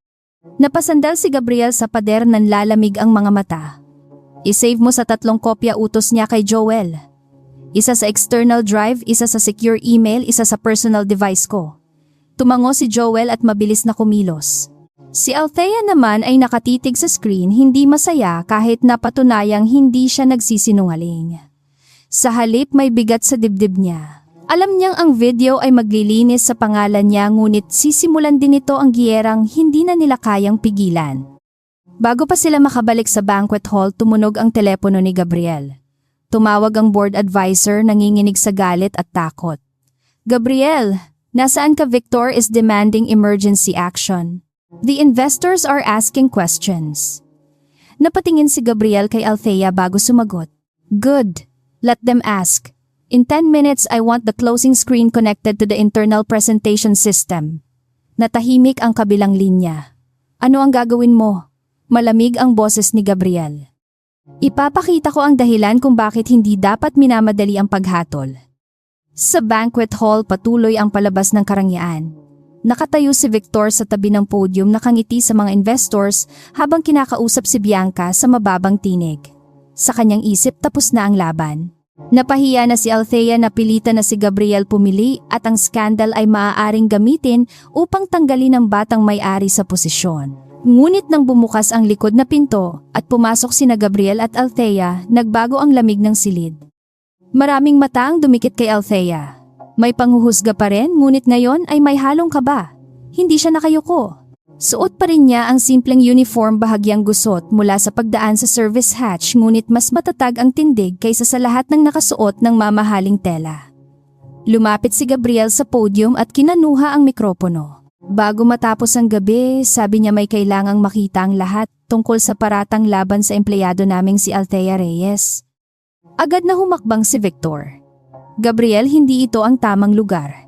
Hindi siya nilingon ni Gabriel. Tama ka, Tito. Hindi dapat sa harap ng investors ito nangyari. Pero dahil pinili ninyong gawing pampublikong kahihiyan ang isang paratang na wala pang ebidensya, nararapat lang na dito rin magsimula ang paglilinis ng katotohanan? May ilang napabulong. Sa dulo ng hall namutla si Marisa. Si Bianca naman ay humigpit ang hawak sa wine glass. Lumabas sa malaking screen ang video mula sa linen passage camera. Tahimik ang buong hall habang pinapanood ang lalaking naglagay ng envelope bago dumating si Althea. Sumunod na lumitaw si Marisa. Pagkatapos ay nakita si Althea na pumasok, hindi hinahawakan ng envelope at umatras nang makita ito. Wala nang kailangang ipaliwanag. Ang mga mata ng dating humusga ay unti-unting bumaling kay Victor, kay Bianca at sa mga opisyal na kanina lamang ay sabik siyang isakripisyo. Fabricated, matigas na sabi ni Victor. Bagaman may bitak na ang tinig. That footage can be manipulated. Lumapit si Joel mula sa gilid, kabado, ngunit pinilit tumayo ng tuwid. May timestamp po, sir. May original metadata at may duplicate recording na galing sa analog storage. Hindi po ito edited. Si Mang Lito ay sumunod ding lumapit. Ako po ang naglagay ng duplicate card noon. Matagal na po dahil may mga nawawalang gamit na hindi namin maipaliwanag. Ang simpleng pag-amin ng dalawang mababang empleyado ay parang unang bato sa salaming pader. Isang banquet server ang lumapit at nagsabing pinilit siyang palitan ang route assignment. Isang housekeeping clerk ang umamin na inutusan siyang magtanggal ng annex sheet sa payroll folder. Si Liza naman nanginginig ngunit matapang ay ipinakita ang payslip na ilang beses nang kinaltasan ng walang dahilan. Hindi pa tapos ang gabi ngunit hindi na kontrolado ni Victor ang takbo nito. Tinapos ni Gabriel ang presentasyon bago pa tuluyang sumabog ang kaguluhan. Lahat ng ebidensya ay ibibigay sa independent legal audit at sa tamang autoridad. Walang empleyadong magsasalita ngayong gabi ang tatanggalin o parurusahan. Ako mismo ang mananagot kung may gumanti sa kanila. Ang mga salitang iyon ay hindi lamang pangako. Sa harap ng investors at board naging pampublikong paninindigan iyon. At dahil pampubliko hindi na madaling bawiin. Nang matapos ang banquet, hindi agad nagtagumpay ang pakiramdam ni Althea. Habang ang iba ay nagbubulong tungkol sa scandal siya, ay tahimik na lumabas sa garden terrace upang makahinga. Sa ilalim ng malamig na gabi ng BGC, naramdaman niya ang bigat ng nangyari. Nalinis ang pangalan niya ngunit alam niyang ang taong tulad ni Victor ay hindi basta sumusuko. Ang ahas na naputulan ng buntot ay mas mapanganib kapag naghahanap ng paraan upang makakagat muli. Sumunod si Gabriel sa terrace ngunit nanatili muna sa may pinto upang hindi siya guluhin. Althea tawag niya sa huli. Hindi siya lumingon. Noong gabing nagkita tayo sa restaurant, alam mo na ba tanong niya? Naiintindihan ni Gabriel ang ibig sabihin. Huminga siya ng malalim. Alam kong may posibilidad na hindi ikaw si Bianca, pero hindi ko alam kung sino ka. Ang arranged meeting na iyon ay bahagi ng paraan ko para lumapit sa pamilya Salcedo. Dahan-dahan siyang lumingon, kaya pati ako, bahagi ng investigasyon mo, may kirot sa tinig niya na hindi maitago ng katatagan. Hindi sa simula sagot ni Gabriel. Noong nakita kitang ipagtanggol ang waiter nagbago ang lahat. Hindi na kita nakita bilang clue. Nakita kita bilang tao. Ngunit sa mundo ni Althea, maraming magagandang salita ang ginagamit upang palambutin ang pagsasamantala. At ang masakit, gusto niyang maniwala ngunit takot siyang maging tanga. Madali para sa'yo sabihin iyan, sabi niya. Kapag nasaktan ka may boardroom kang babalikan. Kapag ako ang nasaktan baka wala na akong trabaho, bahay o gamot para sa kapatid ko. Hindi nagmakaawa si Gabriel. Hindi rin siya lumapit ng sobra. Tama ka, sagot niya. Hindi ko alam ang bigat ng lahat ng dinadala mo, pero pwede kong piliing huwag dagdagan iyon. Iyon ang unang pagkakataong hindi niya sinubukang manalo sa usapan. Sa mga sumunod na araw, naging mas sistematiko ang laban. Gumawa si Gabriel ng independent audit team mula sa main office, ngunit si Althea ang nakakaalam kung aling record ang dapat unahin. Isa-isa nilang binuksan ang mga kontrata ng suppliers, overtime logs, penalty memos, at emergency purchase orders. Sa bawat dokumentong nabubuksan, lumilitaw ang mas malalim na ugat ng katiwalian. Hindi lang si Victor. May mga kasosyo sa finance procurement at ilang external vendors. Minsan, umaabot sila ng hating gabi sa opisina.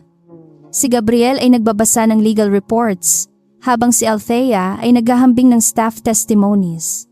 Kapag nakikita niyang napapagod ito, hindi niya ito pinipilit magpahinga na parang utos.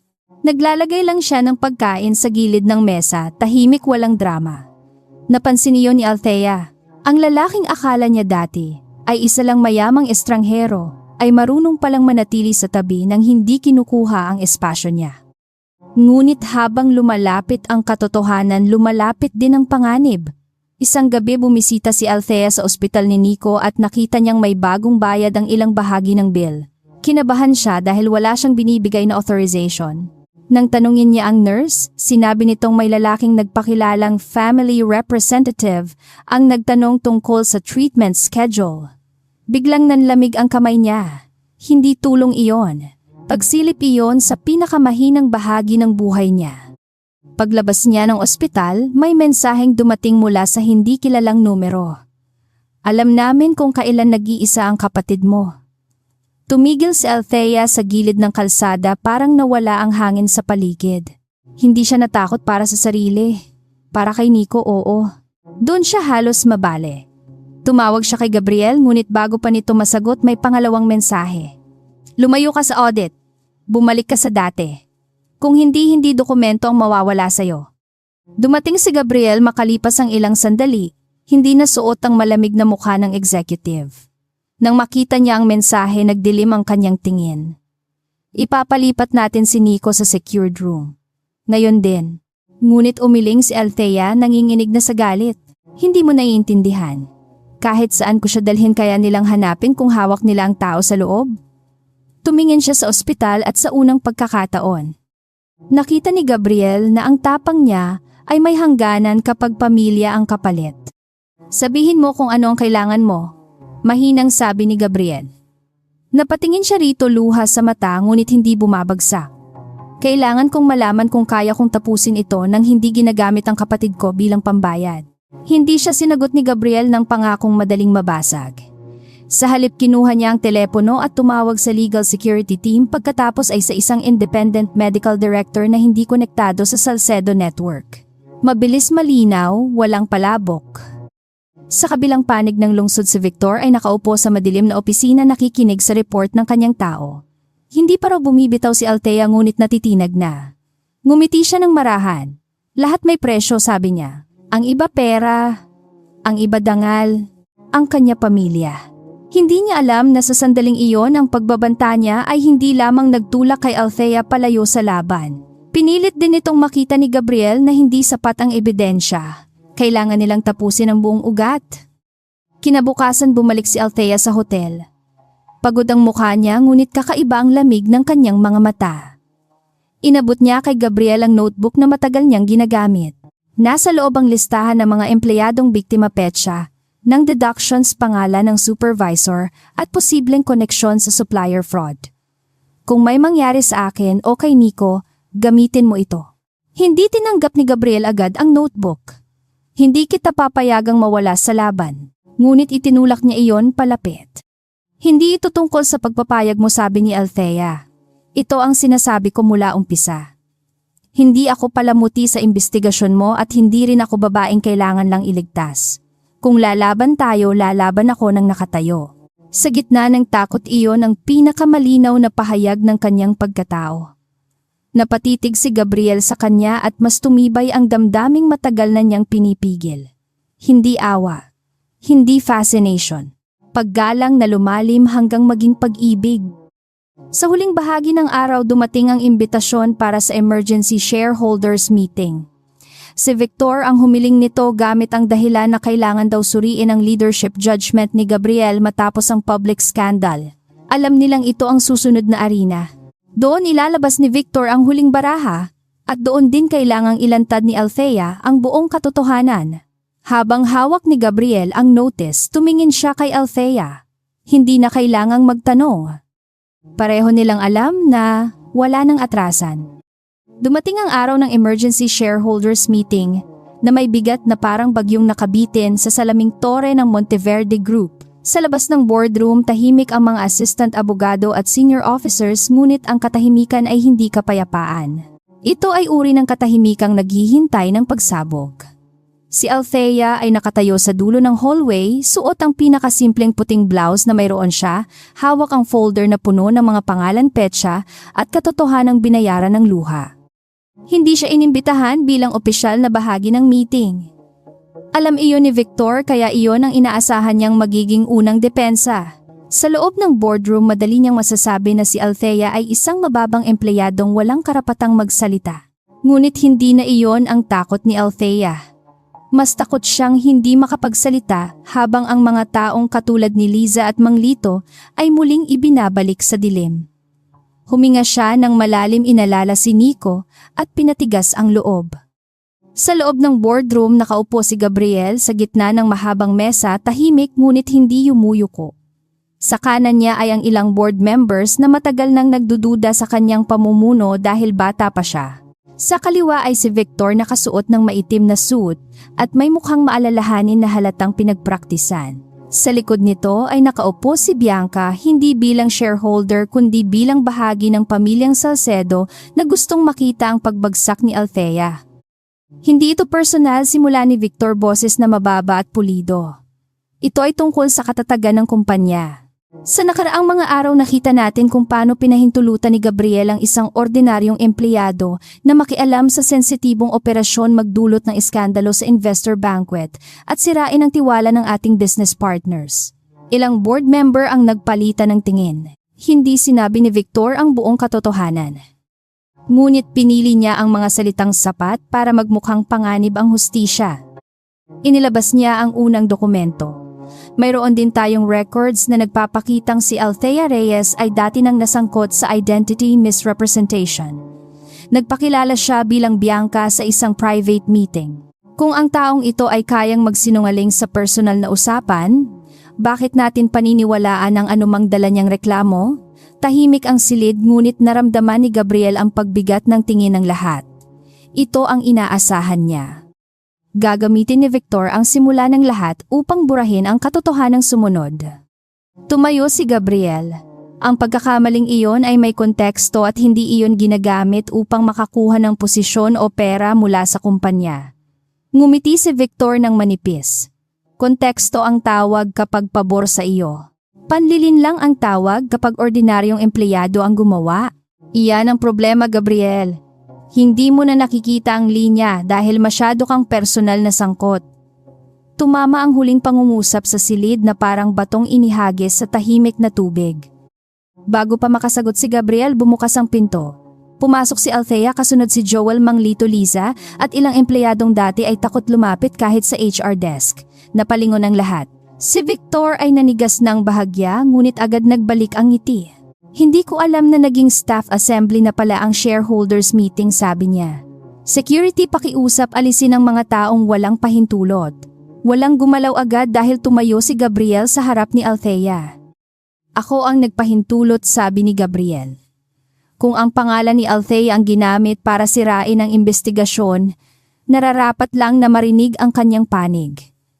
Tumingin si Althea sa kanya ngunit hindi siya nagtago sa likod nito. Humakbang siya pasulong at inilapag ang folder sa mesa. Hindi ako narito para humingi ng awa. Narito ako para ipakita kung paano ninakawan ng mga taong nagtatrabaho para panatilihing nakatayo ang hotel na ito. May board member na kumunot ang noo. Miss Reyes, alam mo bang seryoso ang paratang mo? Tumingin si Althea sa kanya ng direkta. Opo. At alam ko ring maseryoso ang patahimikin ng mga biktima. Dahil lang hindi sila marunong magsalita sa ganitong mesa. Hindi iyon malakas ngunit sapat ang bigat. Ilang taong nakaupo sa boardroom ang napaiwas ng tingin. Sa isang iglap ang hamak na empleyadong gusto nilang gawing iskandalo ay nagmukhang pinakamatinong tao sa silid. Sinimulan ni Althea sa pinakamaliit na numero. Ipinakita niya ang payslip ni Liza, ang clinic log at ang maling absent record. Pagkatapos ay ipinakita niya ang overtime ni Manglito na nawala sa payroll system. Sunod ang listahan ng penalties na magkakapareho ang phrasing, magkakapareho ang approving pattern at laging lumalabas tuwing may malalaking supplier payment na sobra ang halaga. Hindi niya ginawang madrama. Mas nakakatakot ang katotohanang inilatag ng malinaw. Sumunod si Joel at ipinakita ang access logs.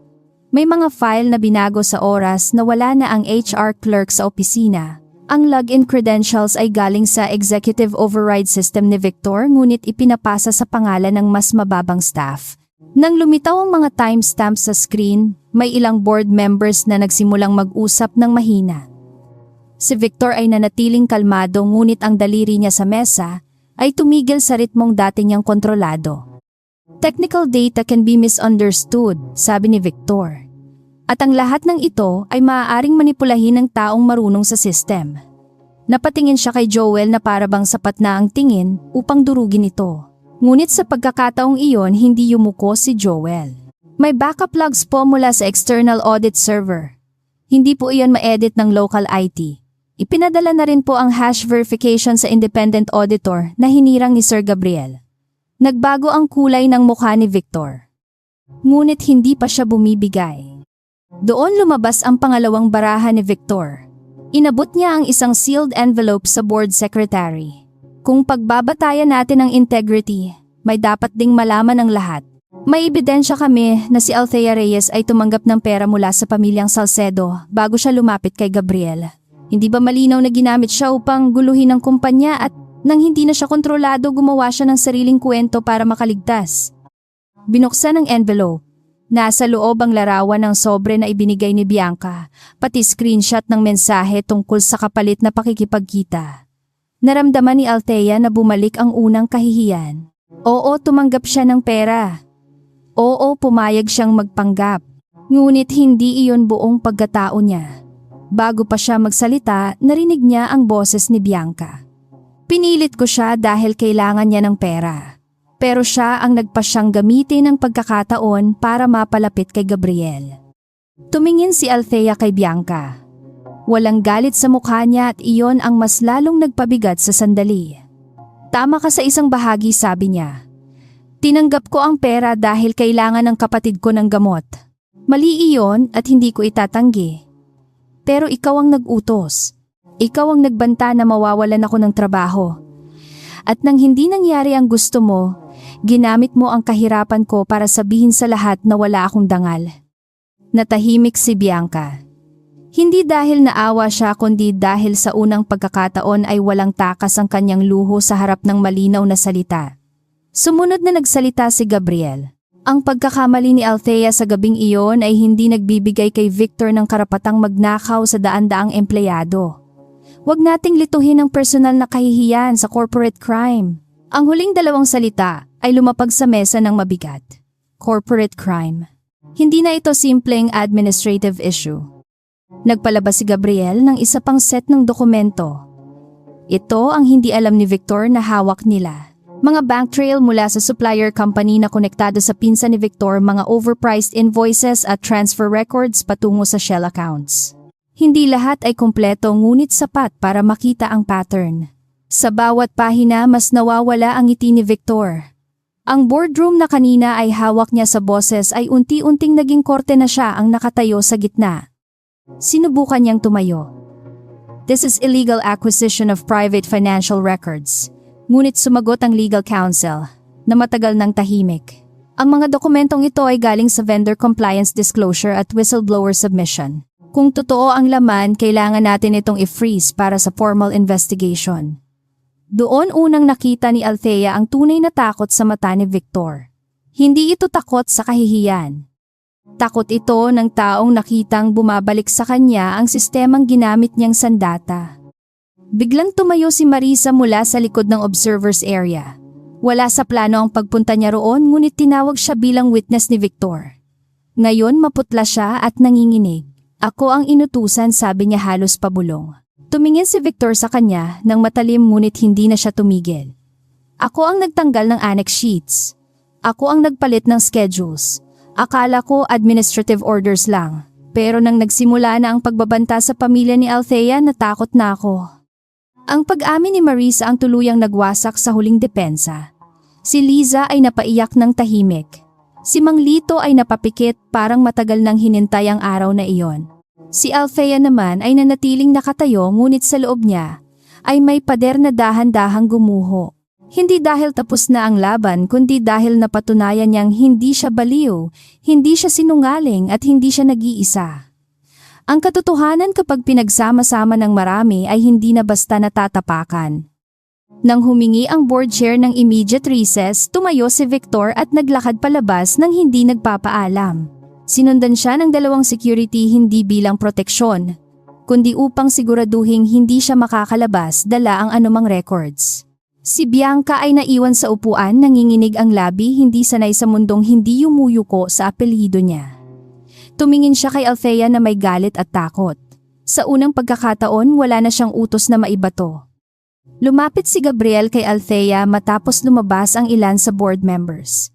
Ginawa mo iyon ng mas malinaw kaysa sinumang abogado rito, sabi niya. Umiling si Althea, pagod na ang mga mata. Hindi ako nanalo. Sinabi ko lang ang dapat matagal nang narinig. Gusto sana ni Gabriel na hawakan ang kamay niya ngunit pinili niyang maghintay. Natutunan na niya na ang respeto ay minsan nasa pagpigil hindi sa paglapit. Pagkatapos ng recess, bumalik ang board na may pansamantalang desisyon.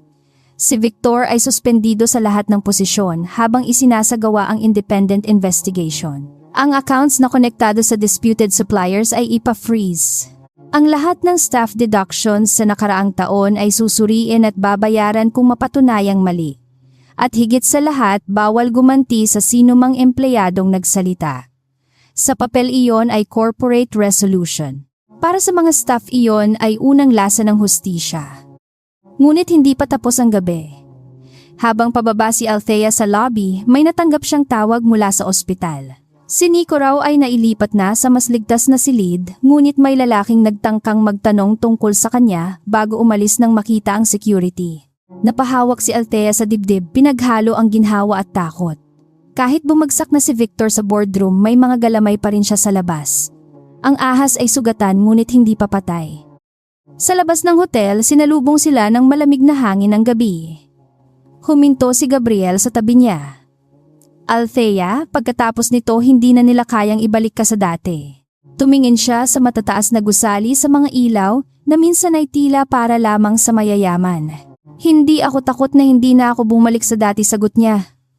Ang kinatatakutan ko baka kailangan ko pang maging mas matigas kaysa gusto kong maging... Mahina ang boses niya ngunit buong buo ang sakit.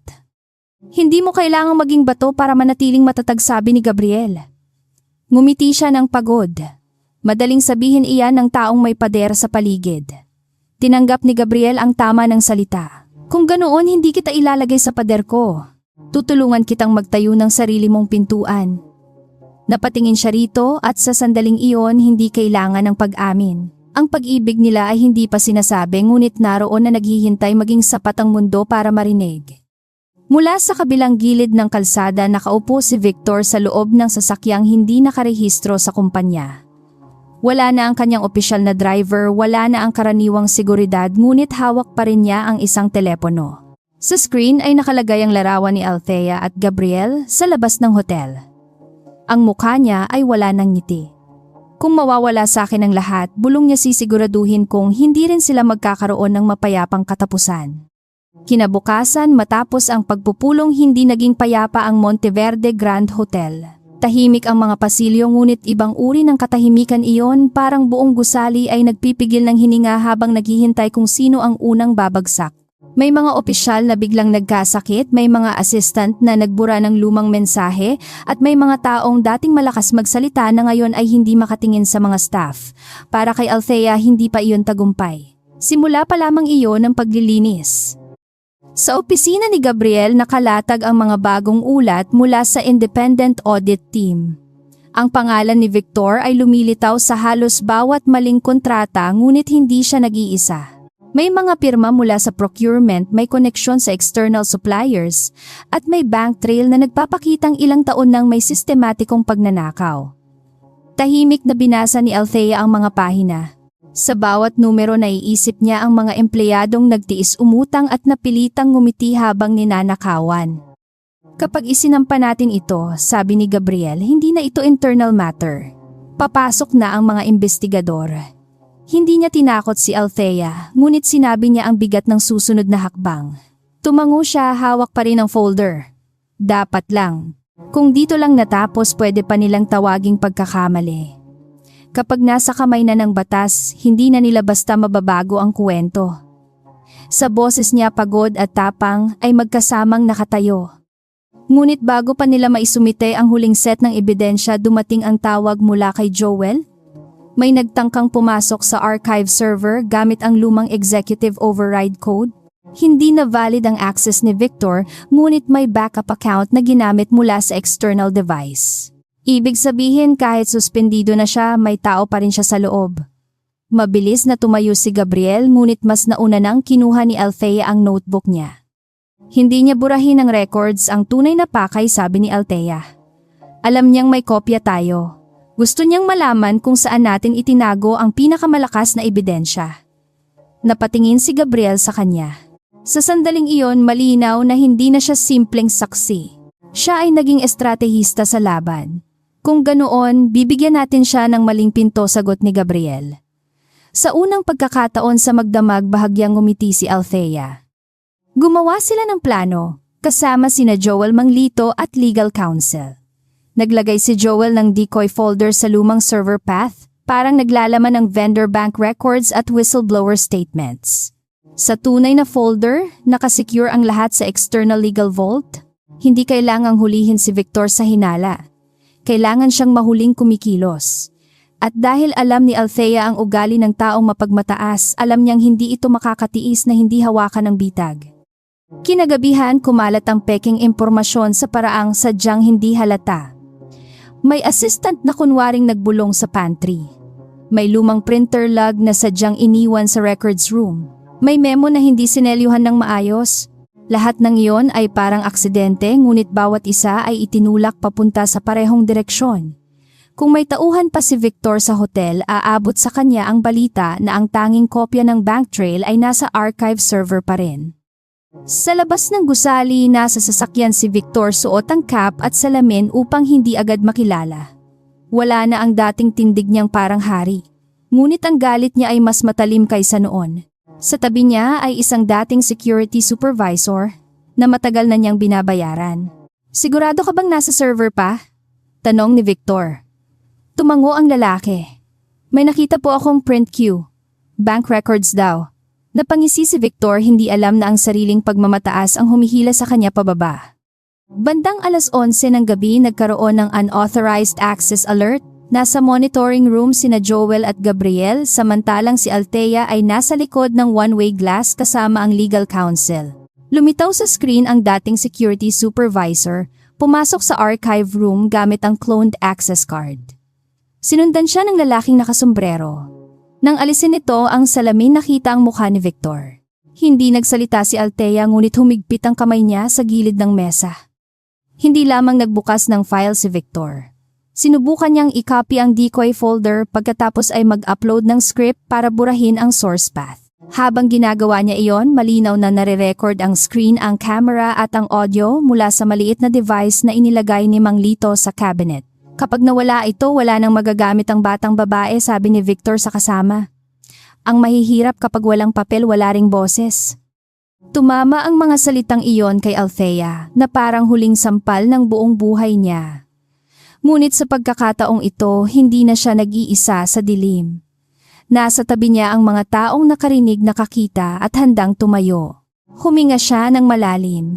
Ngayon, sabi niya kay Gabriel. Binuksan ng legal counsel ang pinto at pumasok ang security team kasama ang mga investigador na tahimik nang naghihintay sa kabilang hallway. Natigilan si Victor, kamay pa rin sa keyboard. "Victor Salcedo," malamig na sabi ng lead investigator, "kailangan mong sumama sa amin para sa opisyal na investigasyon tungkol sa obstruction, data tampering at financial fraud." Namutla ang dating makapangyarihang lalaki. Sinubukan niyang tumingin kay Gabriel na parang may natitira pang pamilyang maaaring gamitin. Ngunit hindi umusog si Gabriel. "Hindi ito tungkol sa pamilya," sabi niya. "Matagal mo nang ginamit ang salitang iyon para pagtakpan ng krimen, tapos na iyon ngayong gabi." Nang ilabas si Victor, nakita niya si Althea sa may pinto.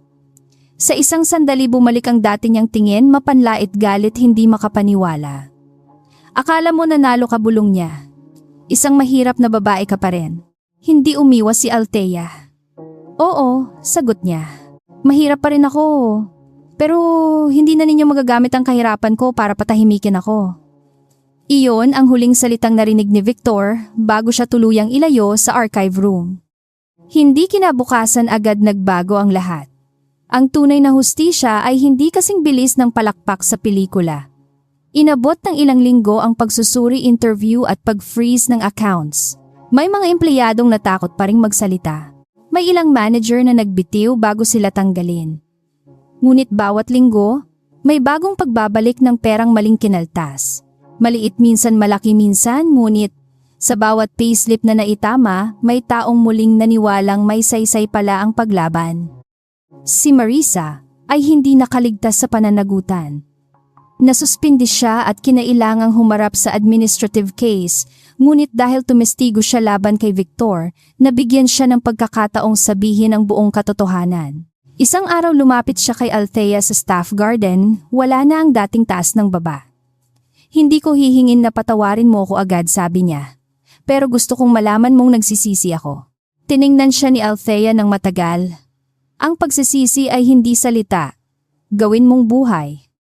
Si Bianca naman ay nawala sa social events ng ilang panahon. Ang pamilya Salcedo ay nagmadaling ilayo siya sa iskandalo, ngunit hindi na siya nakabalik sa dating ningning. Isang hapon nagpakita siya sa ospital kung saan nagpapagaling si Nico. Hindi siya pumasok sa silid. Naiwan lamang siya sa hallway, hawak ang sobre na may resibo ng perang ibinalik niya. Nang makita siya ni Althea, pareho silang natahimik dala. Ang alaala ng gabing nagsimula ang lahat.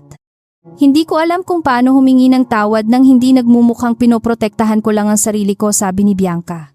Hindi malambot ang mukha ni Althea, ngunit wala na ring galit na naglalagablab. Simulan mo sa hindi paggamit sa mahihirap bilang laruan kapag ayaw mo sa sariling problema.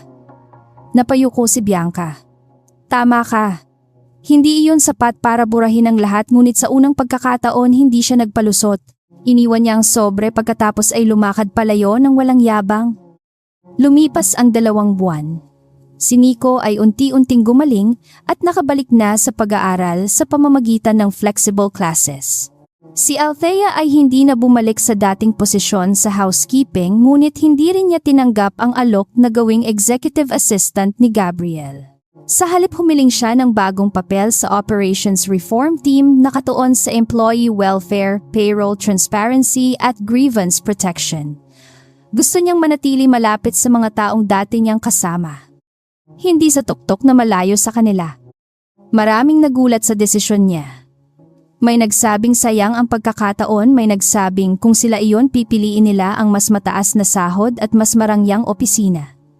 Ngunit alam ni Gabriel kung bakit ganoon ang pinili niya. Si Althea ay hindi lumaban upang lumipat lang sa kabilang panig ng salamin. Lumaban siya upang mabuksan ang pinto para sa mga taong naiwan sa likod. Kaya nang pirmahan niya ang bagong role, hindi siya pinigilan ni Gabriel. Ipinagmalaki niya siya. Sa unang orientation ng bagong welfare desk, nakatayo si Althea sa harap ng mga empleyado hindi bilang tagapagsalita ng may-ari, kundi bilang taong minsang umiyak din sa kulang na payslip. Hindi ko maipapangako na mawawala agad ang lahat ng problema, sabi niya. Pero maipapangako kung may lugar na kayong pupuntahan. Hindi na kailangang ibulong ang mali. Hindi na kailangang mag-isa. Sa likod ng silid, tahimik na nakinig si Gabriel at nakita niyang doon tunay naging malaki si Althea.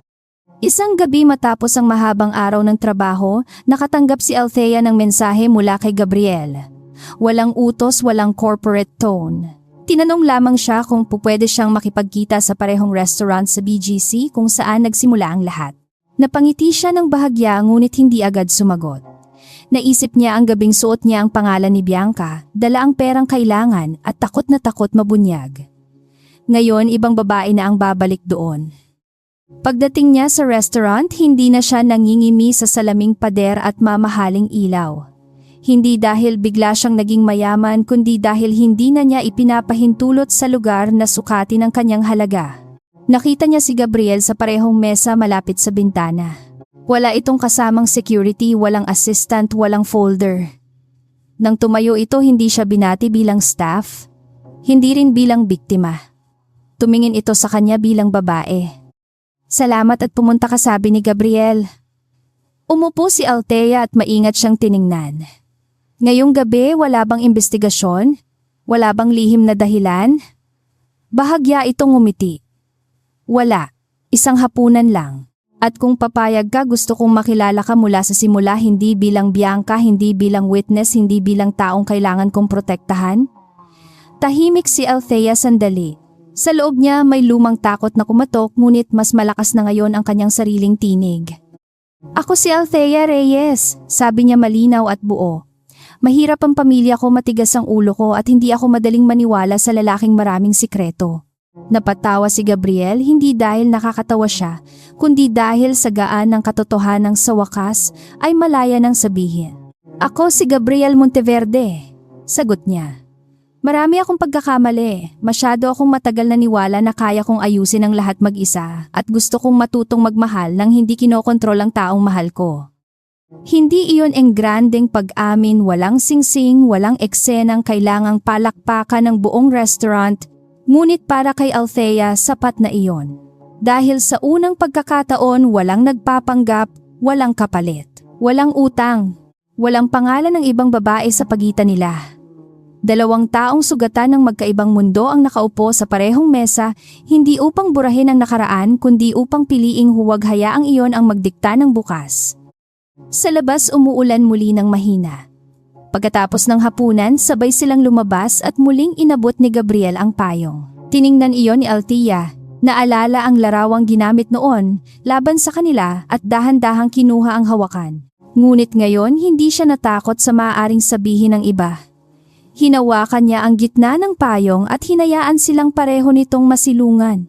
Sa pagkakataong ito, sabi niya, walang nagtatago. Tumango si Gabriel. Walang nagtatago.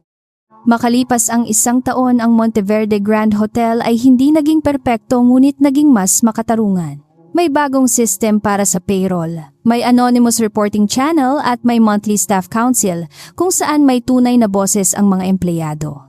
Sa lobby minsan ay makikita si Althea na kausap ang bagong hires, pinapaalalahanang hindi sukatan ng halaga ang posisyon sa ID.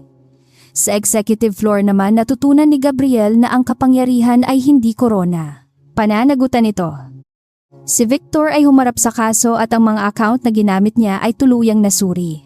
Hindi lahat ng ninakaw ay agad na ibalik, ngunit sapat ang napatunayan upang mawala ang kanyang pwesto impluwensya at dating takot na bumabalot sa pangalan niya. Si Bianca ay lumayo sa marangyang gulo ng pamilya at nagsimulang magtrabaho sa isang maliit na foundation hindi upang maging santo kundi upang matutong hindi lahat ng sugat ay naaayos ng pera.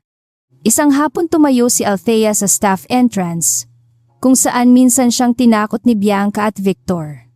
Hawak niya ang unang payslip ni Nico mula sa part-time internship nito at hindi niya napigilang ngumiti. Lumapit si Gabriel, dala ang 2 baso ng kape mula sa pantry, hindi mula sa mamahaling cafe. "Ano ang iniisip mo?" tanong niya. Tumingin siya sa gate sa hallway sa lugar na minsang naging kulungan at ngayon ay naging simula. "Iniisip ko kung gaano kalayo ang narating ng isang gabing ayaw ko sanang puntahan," sabi ni Althea. "Pinilit akong maging kapalit ng iba. Pero sa huli, doon ko natagpuan ang sarili kong pangalan." Inabot ni Gabriel ang kape at tumabi sa kanya. Hindi niya sinabing iniligtas niya ito dahil alam nilang hindi iyon totoo. Magkasama silang lumaban ngunit si Althea ang tumayong hindi bumitaw ng pinakamadilimang daan. Sa ilalim ng papalubog na araw ng Manila, wala ng babae na nakayukong natatakot mabunyag. Wala ng peking Bianca sa hapag ng mayayaman. Naroon si Althea Reyes, anak ng hirap kapatid, na lumaban empleyadong naging tinig ng marami at babaeng hindi kailangang magpanggap upang mahalin. At sa tabi niya naroon si Gabriel, hindi bilang amo na nag-angat sa kanya, kundi bilang lalaking natutong yumuko sa katotohanang mas malaki kaysa sa sariling kapangyarihan.